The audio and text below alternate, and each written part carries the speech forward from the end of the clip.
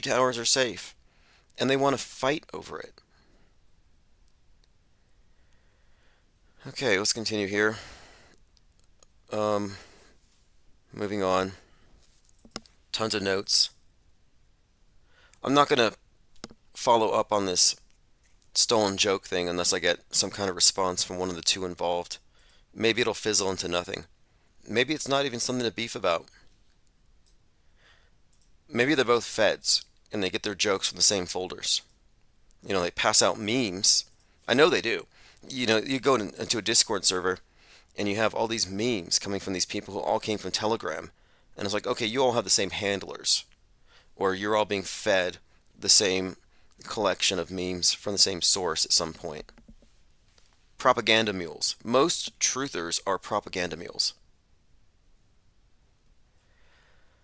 Okay, Alex Jones says, Deep State may assassinate Biden and Kamala Harris and blame Republicans in a massive false flag. Again, false flags don't happen. Anybody who says false flag is a lying shill, or they're just completely ignorant. And who are you going to follow? Someone who's completely ignorant or a liar? How about don't follow either of them? If somebody says false flag, you just can't trust them. Trust me. Anyway, it wouldn't be a false flag. It would be a hoax. It would be a simulation. It would be a psychological operation. But let's listen to this. Unless they get Biden to agree to step down, they're going to have a hard time replacing him. And that creates the greater risk we talked about last week, that there is a way. How do you build big narrative? Like, you look at the objectives. They need to replace Biden. They need a narrative that sells their replacement as a popular, likable replacement being done in a democratic process that doesn't lead to allegations of corruption and the rest. Well, the only way to really do, and they need to remove Kamala Harris at the same time. A false flag event that takes both of them out literally would be the thing I would be most concerned about. So that's what they're concerned about. It's the scariest, worst case scenario. So let's focus on that for the next few hours. Dear elite apocalyptic teeth gnashers, the end of the world is just a matter of where you stand. This is posted in Discord by IFEPA73. This is an article from the New York Post, but the artwork, the cover art on this article is what really stood out to me. See if I can find the full picture of it. It has Trump standing in front of an atom bomb. Trump is a dictator who aims to smash the constitutional government of the United States immediately after he moves the White House to Mar-a-Lago and appoints reality TV characters to the cabinet. Anyway, this is an article just kind of exaggerating this because there is a lot of doomsaying right now. SCOTUS is melting down because Trump has a get out of jail free card. Then you have Biden here, who has come out suggesting that Trump is now, I think he's a king, is kind of what they're saying. And by the way, Biden came out with orange face paint, like Trump orange. What does that mean? Most powerful office in the world. It's an office that not only tests your judgment, perhaps even more importantly, it's an office that tests your character. Because you not only face moments when you need the courage to exercise the full power of the presidency, you also face moments where you need the wisdom to respect the limits of the power of the office of the presidency. This nation was founded on the principle that there are no kings in America.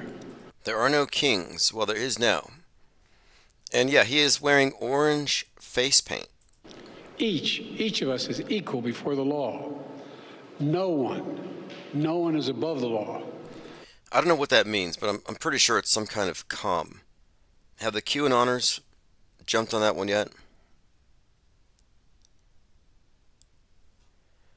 International Space Station on X has a video of Hurricane Beryl, Category 4 storm, 130 miles per hour, as seen from the ISS. I just want to make a point here, because people take stuff in by osmosis. It's just, they just take it for granted. It's on TV, it's real. And so people look at this and they say, oh my God, look at that hurricane. This is a fake representation. Like, there may be a hurricane, sure, but this isn't it. This image they're showing you is fake. If they do show you something from high altitude, it's not from the ISS. just like the footage you saw of 9/11 from the ISS, totally fake. It's just amazing to me that people actually find this believable. And there are things you will never see when you see video from space like this. You'll never see the astronaut in the same shot from this angle because it's some of these things are just impossible for them to perform. And we'll get into this. We'll get into the detail on our ISS symposium where we're going to discuss all the different flaws with it. But again, this is just more of the same from NASA, and people just look at it and passively accept it. And I think it's important to point out that no, this is not a real view. It doesn't even look real to me. You know that expression, does something ring true? They say it rings true, like, just it has the ring of truth. If a statement rings true, it seems to be true or genuine. If it rings hollow, it does not. And I kind of get the idea with some of these videos. It's sort of the same thing. It just sort of looks fake. It doesn't have any sort of quality that conveys reality to me. It rings fake, but it's visual.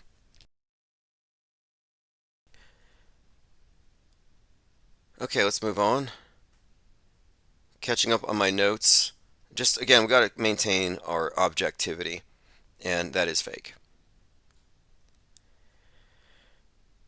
Now, I posted an image just to see if I could trigger people because I was out this morning and I was sort of on the far other side of town, sort of stranded for a little while, and I was taking a picture of the clouds above me, and I posted it to say it was a scary cloud, to see who would agree with me. And Mike Kim chimed in and he said, "These are scalloped clouds. I grew up near Chicago." So a lot of people, a lot of the cloud shouters aren't familiar with the different cloud formations. So if they see anything that looks like anything that, well, it's kind of strange. It's like, well, what clouds aren't scary to them? They have this cartoonish notion that clouds are supposed to be, it's like oval shaped, kind of poofy things, and the sun is yellow, and the sky is blue, and the sun's got like a smiley face on it. Like they have this childish version in their heads of what the sky should be. So they see these scalloped clouds, and they think HARP, nanobots, 5G, stratospheric aerosol injection, geoengineering, government documents, blah blah blah, and they they melt down. And I'm like, okay, these are scallop clouds. What a relief. It's not HARP, stratospheric aerosol, geoengineering injections of nanobots activated by 5G. Because I was worried there for a minute. My heart rate was up. I was having a chemtrail angst. Climate angst is a thing. It's killing people all over the place. Climate angst is diagnosable. 6 tips for coping with climate anxiety. Climate anxiety is overwhelming. Climate anxiety, Harvard Medicine. Are you anxious about climate change? You're not alone. The rise of eco-anxiety. So we can go ahead and call it, people have chemtrail anxiety. And what do these things have in common? Neither of them exist. These are people experiencing anxiety for something that doesn't exist. What do you call that? And I have one of these individuals with the audacity to tell me that I need to take my meds because I don't believe in chemtrails. It's like, I don't know. Projection, I guess. By the way, Terminator 2 Judgment Day will be 33 years old on July the 3rd. This has a great deal of significance. You can connect, in fact, I think they were saying that Trump is going to terminate the Constitution. You can connect the Terminator, James Cameron, 9/11, and the rise of Trump and this whole narrative of the West falling, Judgment Day. It all really does connect to this recurring theme of this head wound. And the Terminator in particular is one of these predictive programming characters that relates to Trump. So this is just kind of an interesting tidbit here, 33 years ago. Especially when you look into James Cameron and his use of that number. His $33 million mansion. He took 33 dives to the sunken Titanic. This is just a reoccurring theme here, but the 33rd anniversary is on the 3rd, and July 3rd is the first day of the dog days of summer. It's also Tom Cruise's birthday, not quite born on the 4th of July. And the number 73 has a great deal of significance anyway. Challenger explodes 73 seconds. We have many examples of that number, or 1 minute 13 seconds, so 73 and 113 have a strong correlation. Just more of a build-up here. Okay, moving on. Another video here. Chinese rocket accidentally takes off, crashes into mountain. Its name translates to Heavenly Dragon.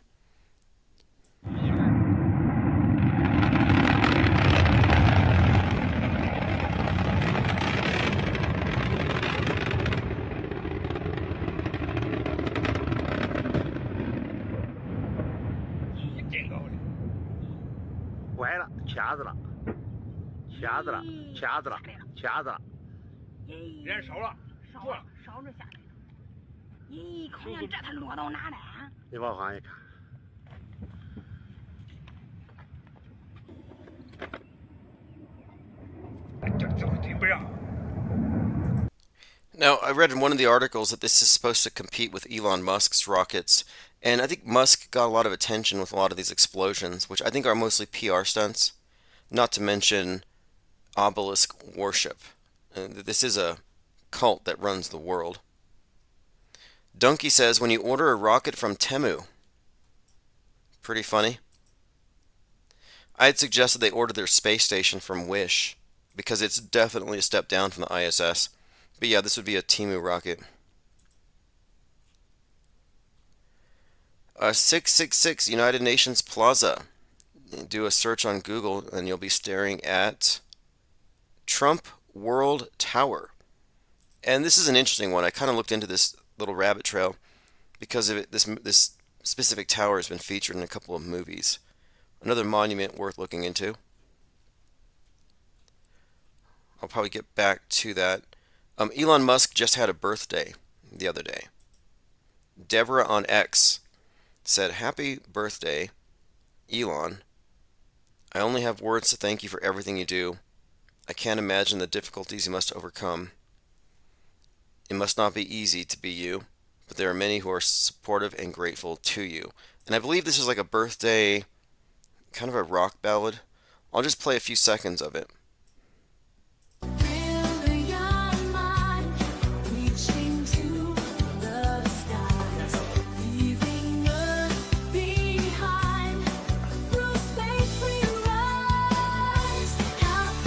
Sounds like AI generated music.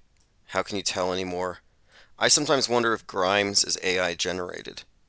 And do you remember when Grimes was ranting about how AI will perfect communism, get rid of systemic corruption, and nobody will have to work anymore because forced labor is not a vibe?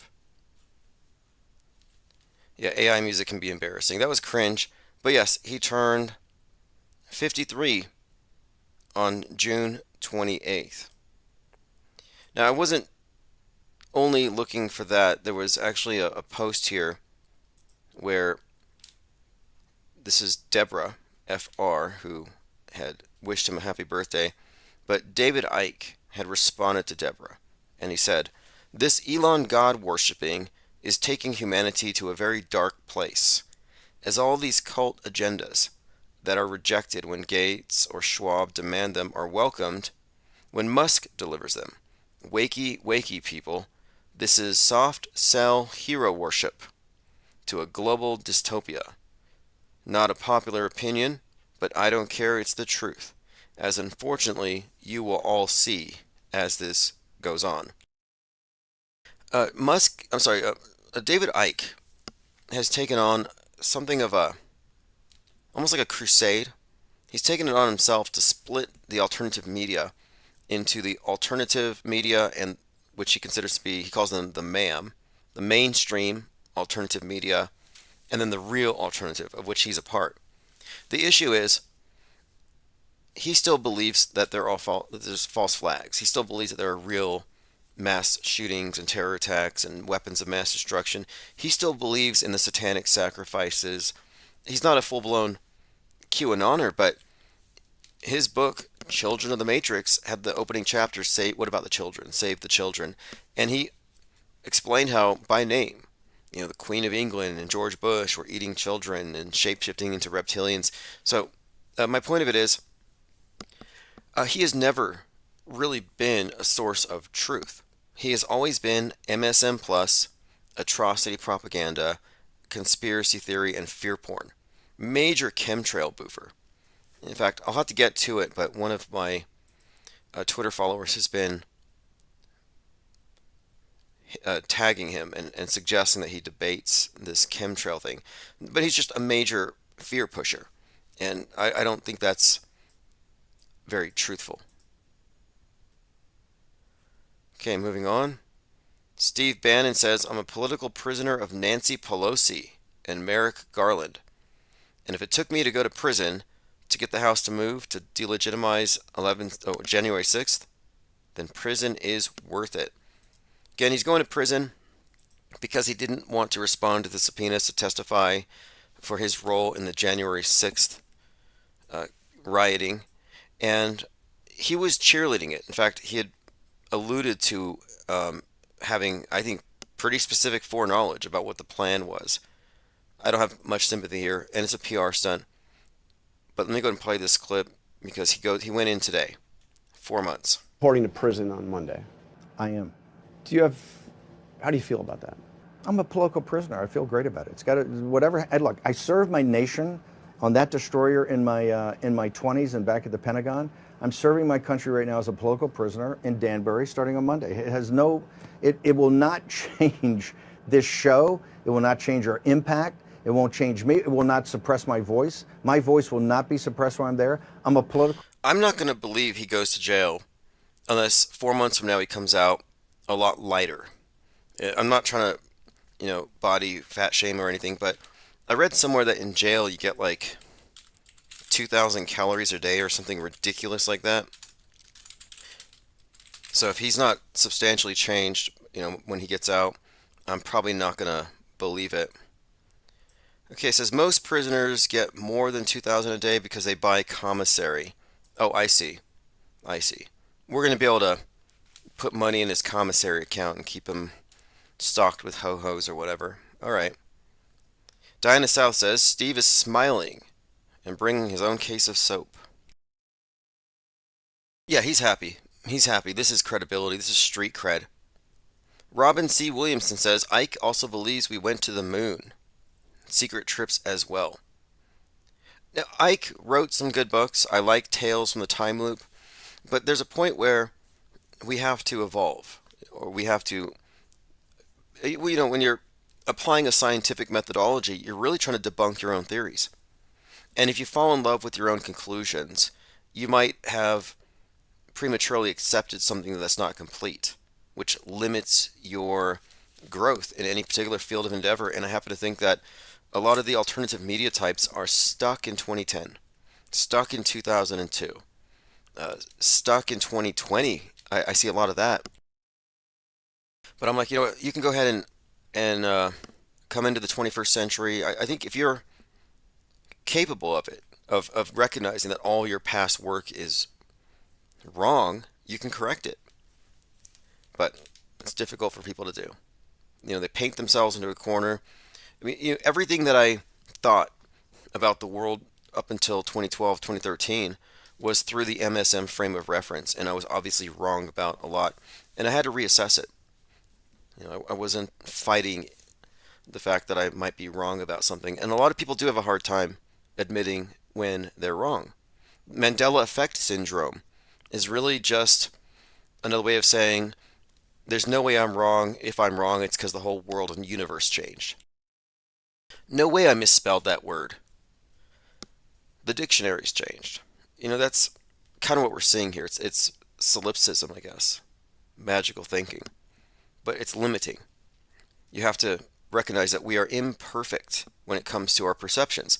Doesn't matter how smart you are, or even how aware you are of how trickery things are, you can still be duped. And that's one of the questions I ask in Auto Hoaxology 101. Are you dupable? If your answer isn't yes, then you've got a major blind spot, because you have to be looking for these areas where you are actively being duped. And it's not hard to see.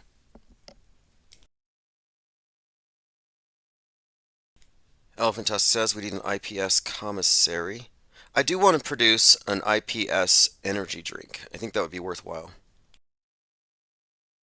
I had this concept for one called adrenochrome shots, which would be like 5-hour energy with a different label, basically. All right, let's continue on here.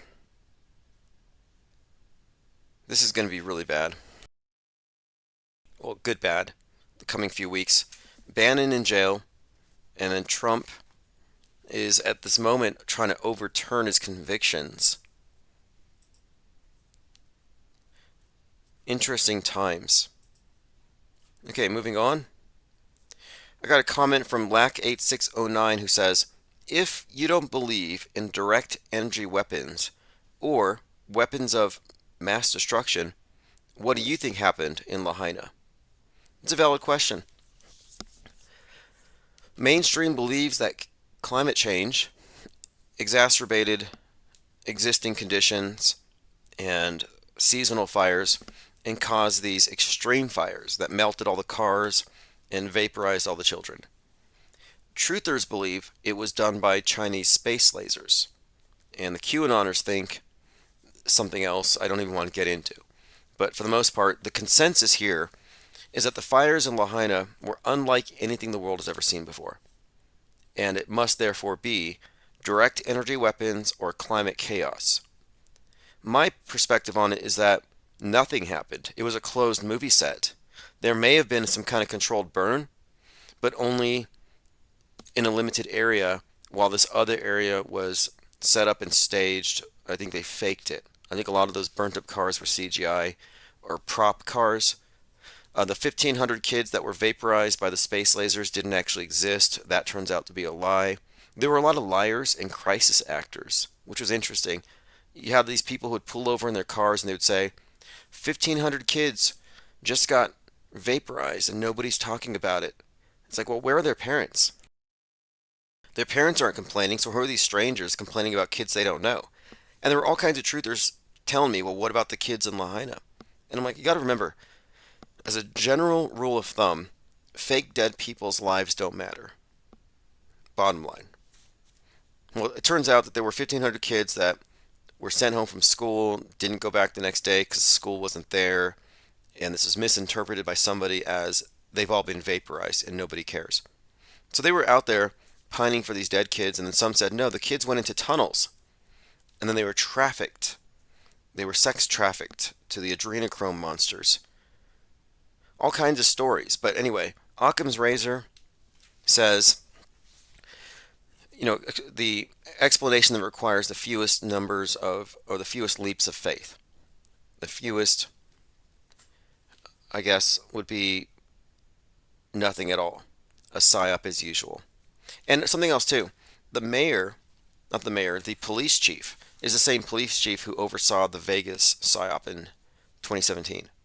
So you have another key player in a major psyop mass casualty event, the biggest mass shooting in American history. Same police chief, and this is like one of the worst fires or something. Fake, fake, fake. So that's my answer. It's fake. Nobody died, nobody cried.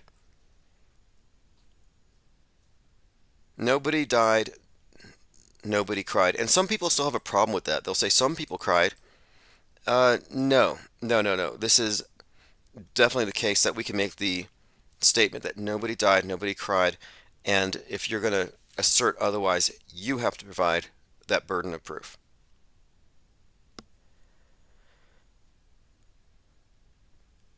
Okay, let's continue here. Mango says they have several flavors that are good, just not as. Are you talking about Mountain Dew? Mountain Dew, Maui Blast, Mountain Dew, Star Spangled Splash, Mountain Dew, Liberty Chill. All of these have predictive programming. Pitch Black.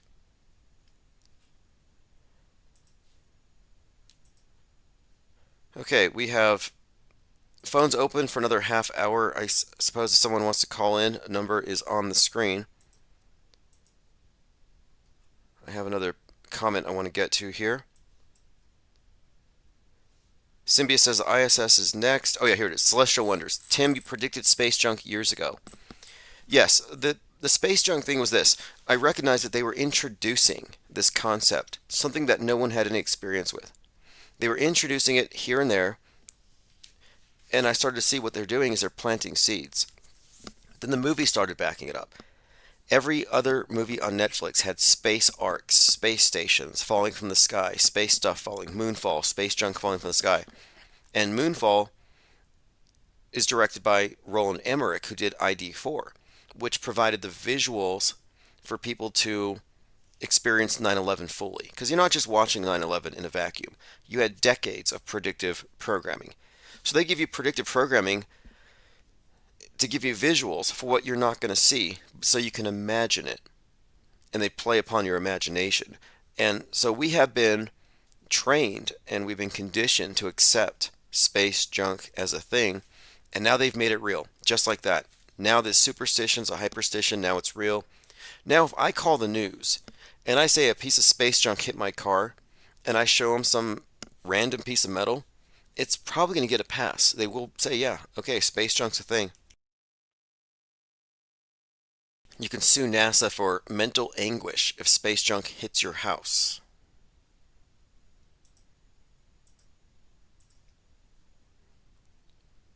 Okay, moving on.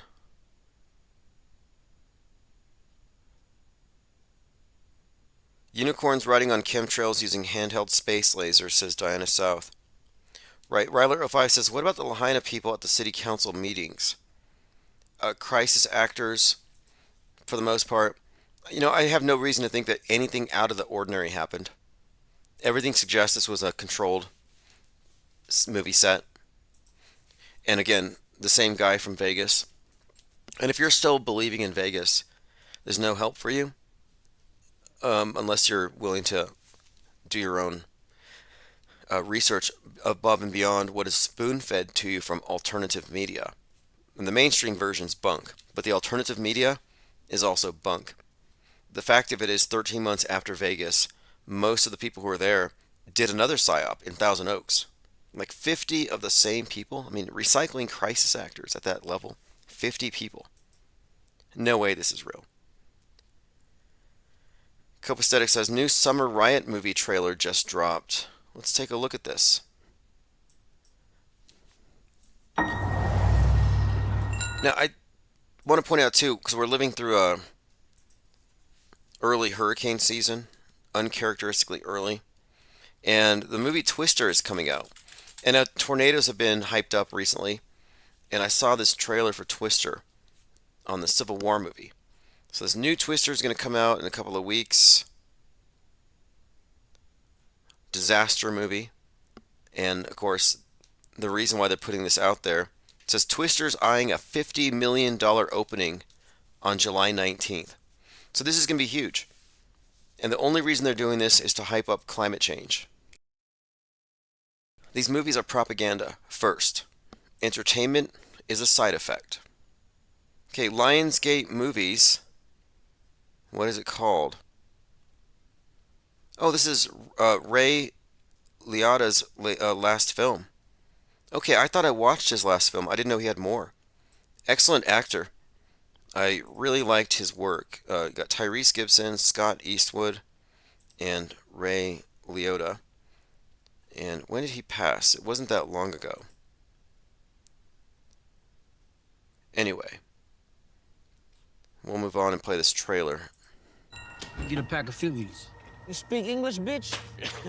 Watch your mouth. The fuck you say? Now, is this a movie or is this just Twitter? I mean, I'm constantly seeing riots and stuff on Twitter. It's getting worse. And they can create the impression that something relatively rare is commonplace. Subway violence, train derailments, Boeing airplanes falling apart. And Boeing has now become an epithet for disaster waiting to happen. In fact, the two astronauts are still stranded on the ISS, but NASA says they're not stranded, but they're stranded. How the fuck that feel? Familiar. This is my home. Death Row Pictures. Okay. But jury in the Rodney King trial. A stunning verdict. The 4 police officers. Oh, the Rodney King trial. Okay, this is going to be good for a few reasons. The Rodney King beating was brought back to life with the death of Terry Nichols. And this was at the beginning of 2023. And this Terry Nichols beating not only looked like the Rodney King beating, is filmed the same way. It was fake from start to finish. There's a group of like ununiformed police who did the beating. They were called the Scorpions or something silly like that. But the Tyree Nichols event, or the death, the beating death, resulted in protests that shut down I-55. And then I noticed this is the 55th year since the MLK assassination, and it stood out to me because King kept popping up. Tyree Nichols, his protest attended by Martin Luther King Jr.'s daughter, who then goes to the eulogy where Reverend Al Sharpton delivers a eulogy at Mason Temple, where Martin Luther King Jr. gave his final speech before his 4/4 assassination. Well, on 4/4, which is April 4th, Donald Trump was arraigned. You know, he was being arrested on the 55th anniversary of MLK's death. But 55 years, I-55 was shut down with these protests. And I was noting all these reoccurring themes, though, and bringing back Rodney King and the phrase King, highly significant. Without getting too deep into all of this, I just want to point out this is very significant that this movie came out because you had the actor Jamie Foxx die at 55 and come back to life on a movie set. They talked about his resurrection, and then they said, oh, he's been cloned. Then they cloned Tyrone comes out that summer, starring Jamie Foxx. Now this is significant. The name Tyrone, they cloned Tyrone, Tyree Nichols, and it ties into Trayvon Martin, because Trayvon Martin is the death, the death of Trayvon Martin was the instance of martyrdom that kicked off BLM. But one of the main celebrities that popularized it at that time was Jamie Foxx.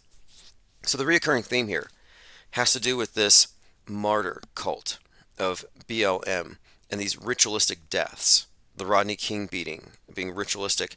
I mean, Rodney King was hit 33 times, 1 minute, 19 seconds. And we've looked at the symbolism around that event.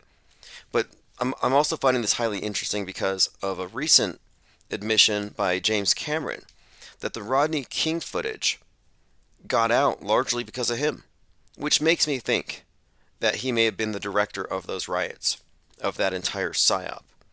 There was a man named Holiday who was recording James Cameron recording Terminator 2, Judgment Day. And Judgment Day's anniversary, 33rd anniversary, is in 2 days. So T2 Judgment Day is being filmed, and this bystander, last name Holiday, is recording it on his camera. While walking home, he catches the Rodney King beating on the same shot, on the same film. So the connection here is that the riots were triggered by the video recorded by the guy who was recording James Cameron, making a movie about an evil cop. The Terminator 2, the main villain, was this cop who became a villain. And that was kind of one of the themes that he wanted to emphasize. This reversal of roles, the moral high ground going to the victim, like with George Floyd, with Rodney King. So it's all very interconnected, as we've been describing.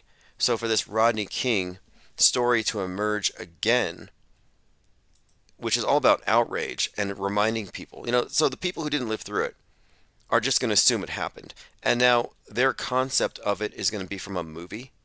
Whenever they do a movie about a psyop, paradoxically, it becomes realer, more impactful. Rodney King trial. A stunning verdict. The 4 police officers were found not guilty.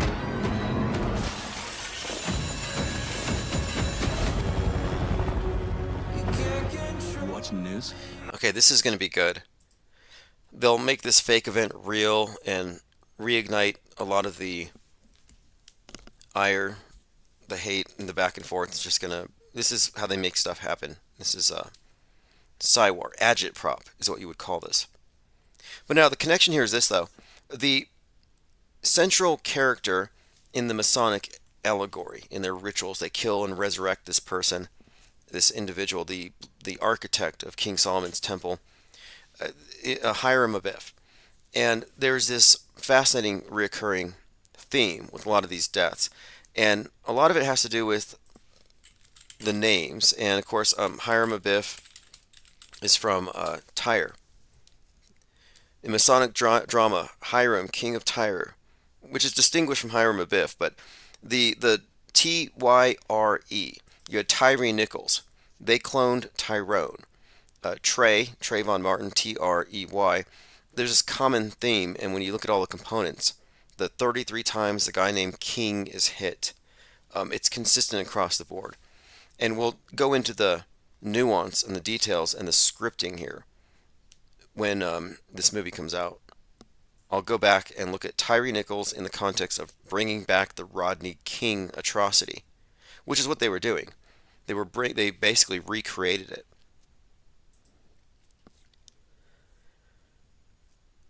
Elephant Tusk says, have we ever looked back at retro auto hoaxes prior to 9/11 and found 33 and 42 references? Interesting question. I do have a mind map, and I found instances like, for example, SOS, emergency, like 9/11, emergency. 9/11 was instituted in 1968, same year the Twin Towers construction began. But SOS became an international distress signal, and it was first implemented on 11/3, 1906. But 11/3 being associated with an international disaster. In 11/3, 3/11, One World Trade Tower opens 11/3. There's some indications of consistency all the way back, and this is why we bring up the Masonic cult and their symbolism, because it figures so prominently in all of these various hoaxes. Lean Dion says Death Row was Tupac's label, and his death has been in the news lately. That's right. Wasn't his killer about to be? Yeah, Tupac's killer. And as Garrow told me this from Jurassic Liars, that his killer is going to be bailed out. And there's a couple of things about it. Keefe D. And that if he gets bailed out, he's probably going to get killed. That's what was being said by JL. But what's Keefe D's real name? I believe he said there was something about the guy's name that had a connection to Donald Trump. Oh, yeah, that's right. Dwayne Keith Davis. Dwayne Davis, gangster. I'll see if I can find that connection that was being pointed out to me. Oh, that's right. He was born on June 14th. So the connection is this. The guy who kills Tupac, and again, Tupac and JL broke down the symbolism of his name. There's quite a lot there. But that the person who killed him, being released, being killed, would be a significant connection if that's what happens. And it's because he has the Trump birthday of 6/14. And this Trump birthday thing is incredible. Who was that comedian? The comedian who fell and hit her head. And she said something like, I'm vaxxed and Jesus loves me the most. Her name was Heather McDonald. Head injury. Well, the name, Donald. Head injury. Reoccurring theme. And Heather McDonald's birth date happens to be 6/14. And there's a whole slew of these incidents that suggest predictive programming, making associations for what's to come. This Trump head wound thing is one of the most predicted psyops that we've ever examined. Next to the Seattle thing, which again, I'm not 100% on Seattle being nuked, being Oppenheimered. 2020 could have been the Seattle event, but I have my fingers crossed. It's not doom hope, because I don't believe it represents doom. But I do find these plot twists to be interesting, useful, and educational. Conspirataining. Ryler05 says Trayvon never existed. Yeah, there are some indications that he is his brother, and that's what they do. They take younger pictures of themselves and Photoshop them. That whole event was just ugly top to bottom. George Zimmerman, who this is when I really started to see how the manipulation of media was bad on both sides. You had like CBS and NBC, they were darkening pictures of Zimmerman and then they changed him from being Hispanic to being white because they wanted to reframe it. So I was like, wow, they're just bending the news to suit these agendas. And then some other stuff happened with George Zimmerman. I was listening to Rush Limbaugh, and he was describing Zimmerman as cherubic because he had gained some weight. And I was like, why is Limbaugh softening this guy's image like he's this harmless angel, a fat little cherub? It's like, no, he was a wannabe cop. But I was just noticing that on the right they made him a hero. George Zimmerman painted an American flag, and Sean Hannity bought it for like $1 million. It's just dumb. But then there's this: George Zimmerman rescues a family, helps them out of an overturned SUV. He emerged from hiding to save people from a truck crash. I don't believe this, and I heard this being described on the Limbaugh program. And Mike Limbaugh's always hyping this guy up. And this is when I thought, okay, they're doing PR stunts and they're using people with big platforms to sell these stories. And that was kind of my take on it. That it never really happened. So no, I wouldn't be surprised. Trayvon probably did not exist. Busy56 says, have you seen Talk Radio? It's about a radio DJ who has far-right fans and gets assassinated at the end. No, I have not heard of this. Mirroring Ellen Berg. But it is interesting because, according to Kevin Booth, the producer of Alex Jones and the producer of Bill Hicks, Bill Hicks gave him a script for an Rush Limbaugh-like character who gets shot and killed. And I thought, well, if Bill Hicks is Alex Jones, then that's how he's going to make his exit. Ellen Berg was an American talk radio show host in Denver. He was assassinated by a white supremacist group called The Order. No, I have not heard of this. Is it real? Could be. 9:30 p.m. June 18th, 1984. He was on a death list. Could be fake. I'd like to look at this closer, but look. It says here, director Oliver Stone's 1988 adaptation of a play talk radio drew inspiration from his death. So you have Oliver Stone attached to it. Anytime a metascriptor touches a story, I tend to think it's probably fake, manufactured.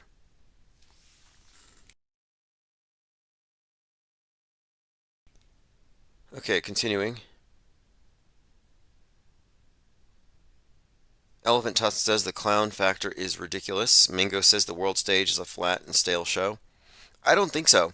If it was flat and stale, we wouldn't be paying attention. I wouldn't be paying attention. I don't watch bad movies. I put down bad books. I wouldn't be paying attention if I wasn't transfixed. We have 62 people listening on Twitter. And if you want to join the chats, go to ips.monster and click one of the platforms listed. We have a few over at DLive, 13 at the backup channel, 68 on the main channel, and about 30 people listening at Radio King and TuneIn. I want to say thanks to everyone for your chats, your comments, your observations, and also I have to point out that we have had unbroken, continuous live streams and activity for months now. And this is solely the result of the supporters of this channel. And it's because we are committed to maintaining the think tank itself. And I think that what we're doing is really ground zero for something that's going to spiral out of our control. Like this will become a larger phenomenon. Our perspective is correct. And it's not something I ever relent on. Like, I never give them the benefit of the doubt. I'm not going to self-gaslight. I'm not going to pretend to know or not know what I know. And I'm not going to examine the news without including what we know as part of my assessment. I am wearing they live glasses. And if you're not looking at the news psyop aware, then you're not wearing those glasses. If you don't know they bend the news, if you don't know that predictive programming is a form of marketing, then you're not wearing the they live lenses. And we're going to continue to do what we're doing, and we're going to expand into the real world via print, which is starting next, the next major thing within the next couple of weeks, the IPS Insider. And following this, we're going to be doing our routine IPS cyber symposiums, where we're going to confront these various subjects, but we need to have an above ground presence, and I want to get people involved in these debates, but serious debates, debates with a purpose, debates where bad arguments are scrapped, where some people lose sometimes. But it's not about changing the mind of the person you're debating, but it's about providing the best possible arguments and then examining the integrity of their argumentation. And we're going to do this across the board, targeting various truth or orthodoxies as we create our breakaway civilization, the parallel media. And we have to create these distinctions. We have to draw lines in the sand because the skeptics that the skeptics are outnumbered by the believers. There are more people who believe in mainstream media than believe in conspiracy theory. Obviously, you're already fringe. But then when you go deeper into it, the alternative media and the fringe is so controlled that they've adopted a lot of mainstream compatible beliefs. And to get outside of the mainstream and alternative box, you have to break away with a lot of these beliefs and enter into agnosticism. We're fomenting a culture of disbelief, but it's informed disbelief. We know why we don't believe what we don't believe, as opposed to those who believe whatever they're told to believe, and they have no idea why. They don't know the shape of the solar system.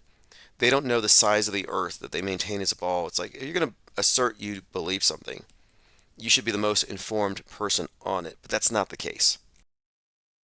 But we want to maintain a quality of methodology and a consistency. We're not going to lower our standards.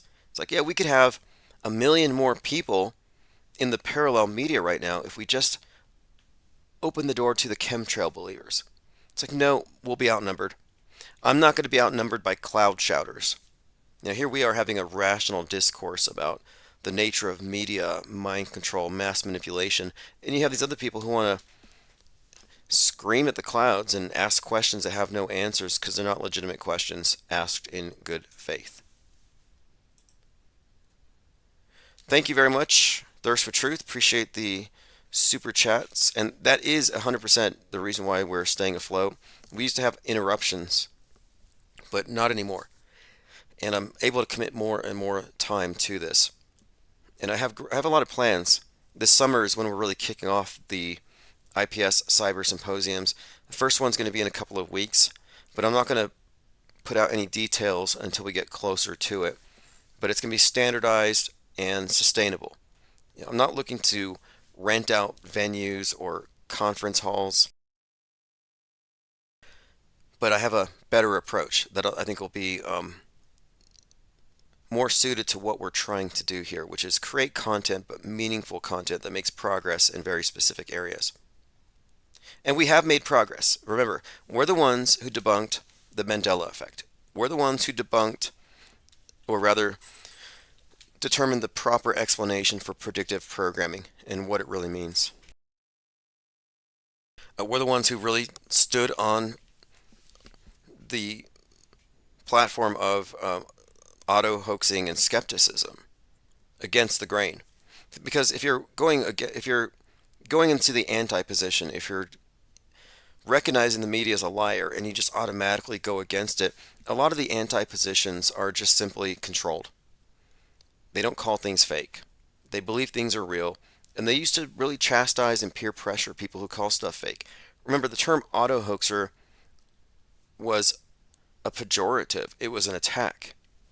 There's something wrong with you. No, it's like, no, you're an auto-believer. There's something wrong with that. You're a low-information believer. KKIN says, repeat and curious. Puppetry is a very ancient form of theater which was first recorded in the 5th century in ancient Greece. 5th century BC. Some forms of puppetry may have originated as long as 3,000 years ago. Interesting. I say the term, I say world stage. And I want to be clear here that when I say world stage, I am alluding to the fact that the real world is oftentimes conflated with fiction, where you have, for example, a flash mob, or let's just go with the flash mob idea. You're at a mall and then a bunch of people just start dancing to some at some kind of indicator, like it strikes noon, and they all get up and do something. So they plan in advance. They hijack this area temporarily, and kind of just become they're able to commandeer this and create a fictional event. And a psyop like the Boston bombing is sort of the same thing, where you have a real marathon, but in the middle of it you have some theater that was pre-planned, and a lot of people are synchronized in it. They execute it. And so theater is a huge part of what we call psychological operations, PR stunts, acting. What do you think testimonials are? This is all about getting people to create this version of events in the minds of the people who hear about it. So the world stage is simply how I'm describing the use of theater on the stage of the real world in order to advance their version of history. And it can be completely fake. It can be completely, I call it the theater of Psywar, but nobody really knows because it gets the official approval. It gets the stamp of approval, and it gets to be put through the mainstream and alternative channels. We're looking at like worldview monopolies, but we're all looking at the world through Big Brother's viewfinder. Well, I say we, but it would exclude us. Again, if you're not accounting for perception management, psychological operations, and simulation when you're looking at everyday news, you're just simply not going to be able to arrive at the right conclusions. I mean, even with space junk, people are like, oh, space junk fell from space. It was dropped on 3/11/2021 and it hit this person's house. Now they're suing. At no point in there are people are general viewers considering, well, this could be fake. The family could be committing fraud. NASA could be lying. No one questions it. It's like they just accept it passively. And that's one other point to make too. Both mainstream and alternative media are types of mediation you take passively. Even the triggered people, the triggered wokesters, triggered truthers, they have passively accepted every premise. There's no active discernment there. There's no active perception of media. It has to be a passive phenomenon. It's a passive experience. You're just immersed in it. That's why they give you 3 days worth of news every 24 hours. They don't want you to have time to actually stop and parse it all. So what we're doing here is we're taking a more active role in perception, which means not watching everything and parsing every single story, but rather suspending judgment and not accepting it all as real unless we're satisfied by the evidence. And that leaves us here in this area of agnosticism with questions. But we're not just asking questions like general truthers do. Like, I don't know what that is. I don't know what a 5G tower is. Is it scary? We're not just asking questions. We're debunking false explanations, which leaves us with question marks. But we're seeking to answer those questions. That's way different than I'm just asking questions. If you're just asking questions and you're not trying to answer them, then what are you? Because that's where Trutherville is. They're the people who are just asking questions, and that's why I think it's important to make a distinction between valid questions and bad faith questions, arguments from ignorance. Just because we have a lot of questions doesn't mean we're arguing from that ignorance. We're acknowledging ignorance. It's actually, there's a word for it. I believe it's called nescience. Where, here it is. So nescience is not the same as ignorance. Ignorance means, as you all understand, stuff that we're unaware of. And then you have intransigent, almost intentional ignorance, where people don't want to look at the other side, or they're not willing to confront it. But this here really refers to the awareness of things that we can't know right now. So nescience, okay, here you go. Here's the distinction. Ignorance is the knowledge, or is knowledge, which is impartial, imperfect. Nescience is the absence of knowledge. But the difference being here, of course, is acknowledging we don't know, and that it's an open question, something that we're not simply resting on. I'm not content to say I don't know what's being sprayed out of that plane. That's why I never let this issue go, because I can't just stop at that question, which they've been repeating for 30 years. For 30 years, people have been saying, what are they spraying? What are they spraying? Is that a valid question if you have not made one single move towards answering it? No, it's not.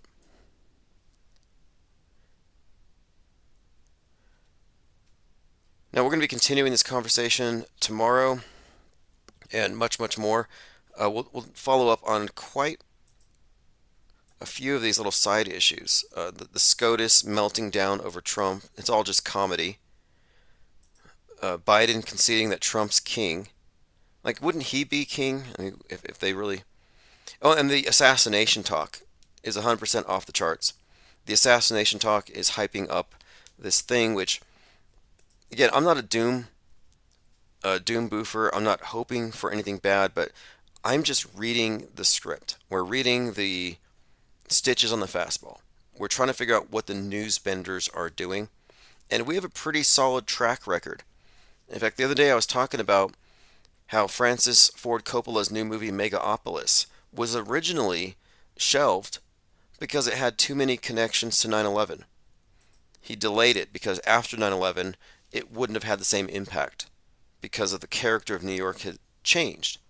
So his new movie, or Megaopolis, now it's been produced, and he's talking about how it always had a component of an aged Russian satellite falling to the Earth. Now, I haven't seen it yet, but I'm talking about this theme of stuff falling to the Earth. Chinese space junk, Chinese rocket. What is this? Space junk hitting houses in Florida, landing in North Carolina. And this Megaopolis comes out by a director whose movies are well represented in the realm of predictive programming, and he's talking about an aged Russian satellite.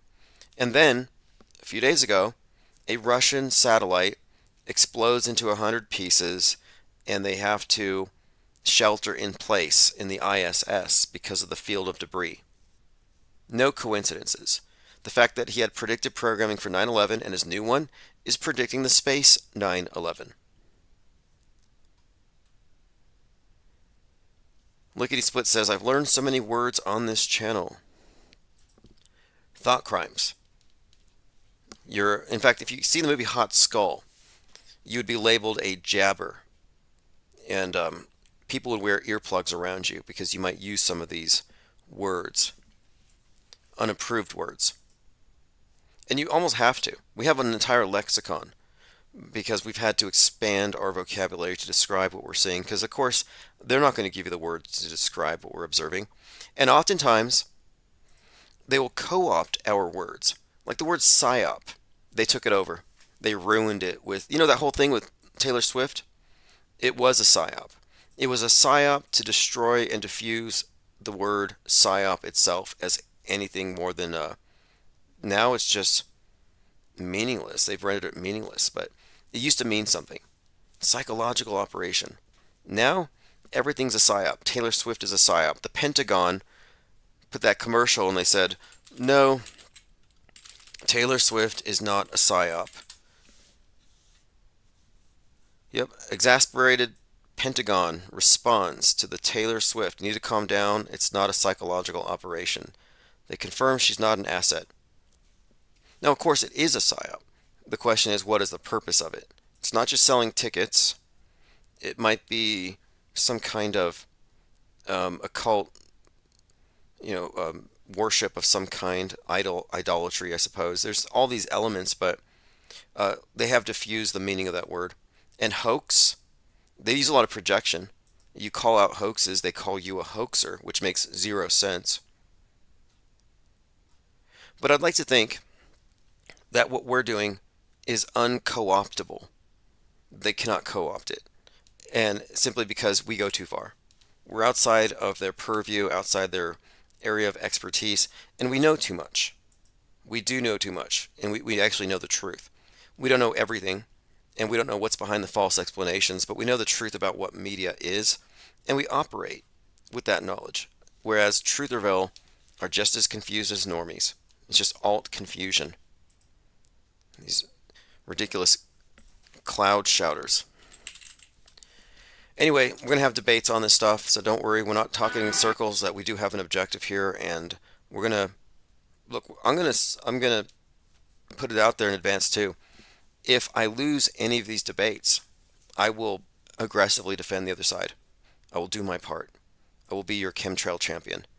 Anyway, thanks for joining. This is One-Eyed Jack in the Shells, Death to the Ball, and we'll likely be in Discord now that we're assigning mods and we'll start building some content there again.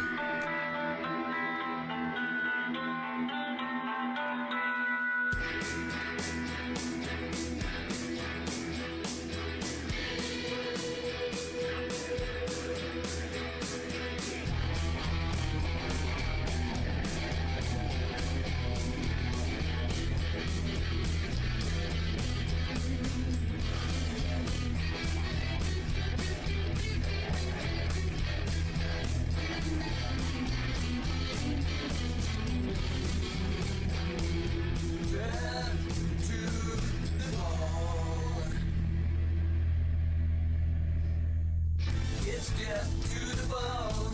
It's death to the ball. It's death to the ball. We're seeking death to the ball. Death to the ball. We are seeking.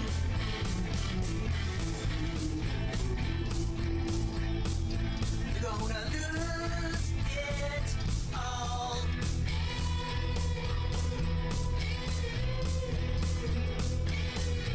Babylon is going to fall. The beast so gone with the ball.